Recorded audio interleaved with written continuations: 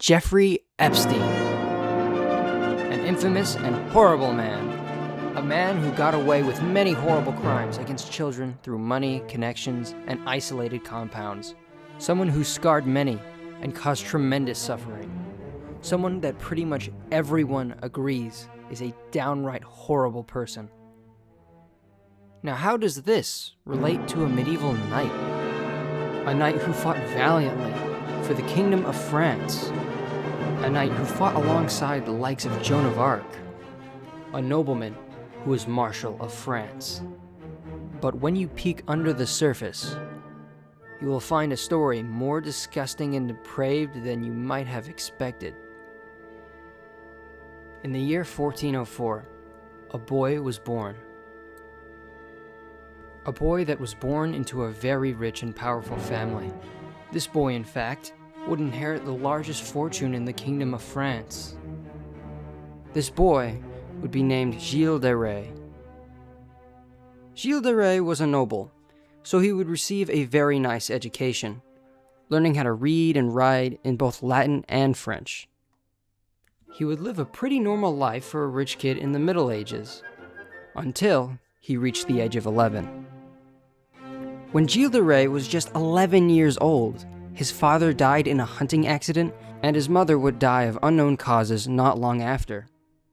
This must have been devastating for Gilles de Rais at such a young age. What made this even worse is that he was put under the care of his grandfather. Gilles de Rais' grandfather was known to be a scoundrel, a bad man who did bad things. Having him as his caretaker would be a very bad influence. Gilles de Rais himself said that this influence by his grandfather would be a major influence on his actions later in life.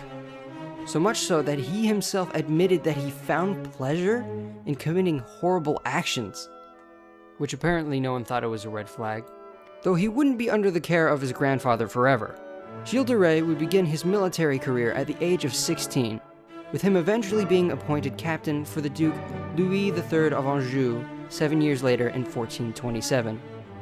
Real quick side note, you might have seen this painting depicting Gilles de Rais, but this is completely inaccurate and was made 395 years after Gilles de Rais had already died.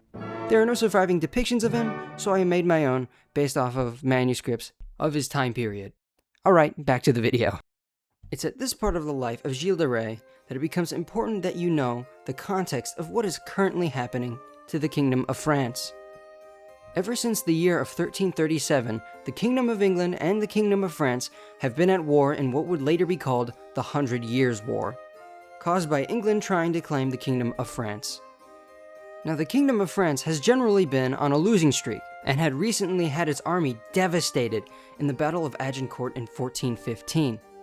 Chaos is erupting everywhere, as civil war envelops the Kingdom of France as a result of their continuous defeats.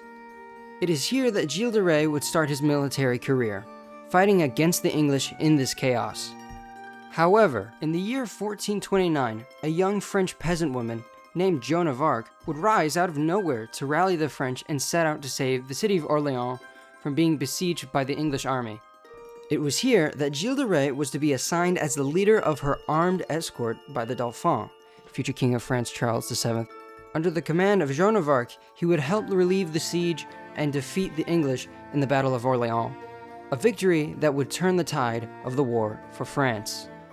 Gilles de Rais would participate in much of the preceding Loire Valley campaign, but after many campaigns, Joan of Arc would eventually be captured by the Burgundians and burnt at the stake in 1431 by the English. This event would cause Gilles de Rais to retire from the military, but not without him being awarded the title Marshal of France, which was France's highest military distinction in honor of his service. By this point, you might be asking, Noble villain, Gilles de Rais for the most part seems like a pretty neat guy. Why is he being related to Epstein out of all people? Well, my dear viewer, that question is about to be answered. For when Gilles de Rais returned from his military career, he would start living a disgusting and depraved second life. As said before, Gilles de Rais was someone of status. He was one of the most wealthy men in France. He owned multiple castles and had many courtiers, advisors, and people who served him. Essentially, he could do anything he wanted. And in 1432, Children started disappearing around Gilles de Rais' residences. Many relatives of the many missing children wanted answers, but feared speaking out because of the punishment that Gilles de Rais' men would inflict. Rumors circled. Screams being heard in the castle tower at night, tales of demons being summoned in the high court. However, it would only be people who knew Gilles de Rais that would actually know the truth. While this was happening, Gilles de Rais was spending his money excessively everywhere. Large amounts of servants, a large personal retinue, squires, pages, musicians, various expensive foods and delicacies, and even a personal chapel that had gold tapestries that was filled with jewel-encrusted relics. So even though he was one of the most wealthy people in France, he somehow found a way to fall into financial troubles. In order to save his crumbling finances, he would continuously sell off many of his castles. One of his last castles, Saint Etienne de Montmort, he decided to sell to a man named Geoffrey Le Ferron.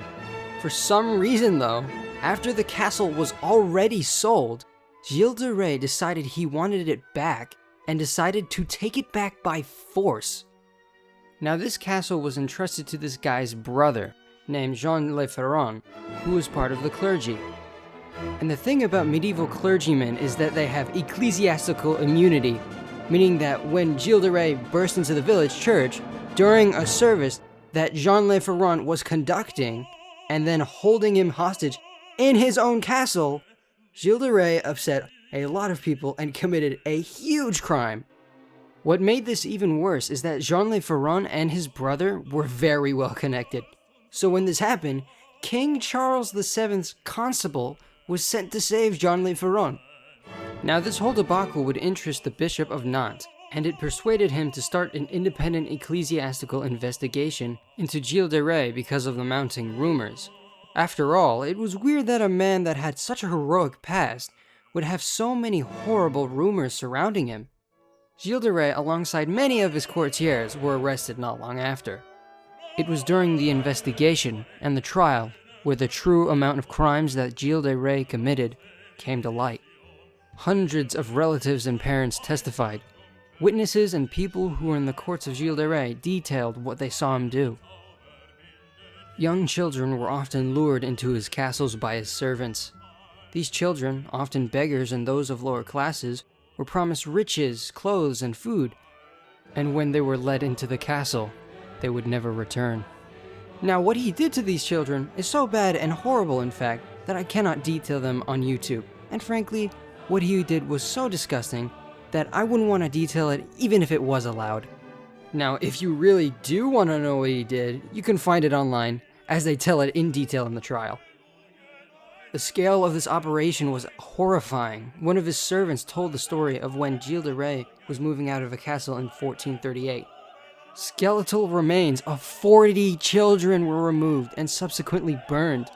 In 1437, witnesses saw servants disposing of the bodies of dozens of children at another one of his castles. In total, Gilles de Rais is estimated to have tortured, assaulted, and murdered between 140 and 800 children. He also kind of tried to, summon Satan multiple times, trying to speak to the devil directly and even offering up the remains of his many victims in order to summon him to improve his finances. I mean, he could have just spent less money, but okay. Gilles de Rais originally denied the authority of the ecclesiastical courts and said that he would rather be hanged than to give in to their charges. But after mounting evidence was raised against him, Gilles de Rais would eventually confess to his actions to several officials. Not because he felt bad, he probably confessed just in order to avoid the court-ordered torture. Gilles de Rais would be charged with murdering and torturing 140 children, along with heresy and other charges. And finally, Gilles de Rais, alongside two of his accomplices, were sentenced to be hanged to death and then have their bodies burnt. When the day came on October 26, 1440, Gilles de Rais, before being hanged, reportedly said to his two accomplices, "We have sinned, all three of us, but as soon as our souls depart our bodies, we shall see God in his glory in heaven." Which I have to say is very optimistic for the things that he did, but I digress. Gilles de Rais was then hanged and subsequently burned. ending the story of a truly horrible man.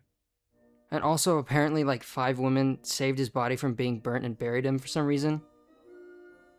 I don't know why. Okay, so now that we know the story of this awful person, let's compare him to our modern day counterpart, Jeffrey Epstein. At face value, you might think these two characters are very different. They're from 2 different eras of history. They were born in different places and had different jobs. One owned multiple islands and private resorts, and the other owned multiple different castles. But at the same time, they both used their properties in order to shield the horrible crimes they committed from the public eye, and they were both extremely wealthy and influential for their times. Both of them had rumors about them even before they were formally caught, so much so in fact that their crimes became an open secret.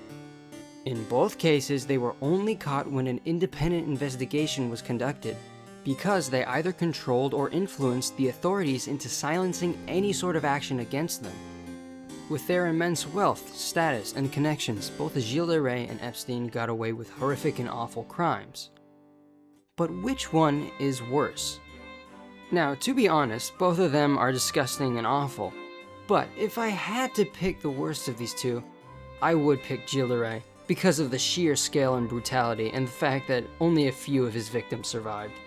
Though, we still do not know the full extent of Epstein's crimes. Though I would say it's kinda crazy that in many ways Gilles de Rais is just a more extreme version of Epstein, a disgusting man protected by power and status. And even though these two people aren't an exact match, their similarities show us that people who have unchecked power and wealth could get away with nearly anything they want to, regardless of whether it's 600 years ago or today, and it's for the people to hold them accountable for their actions.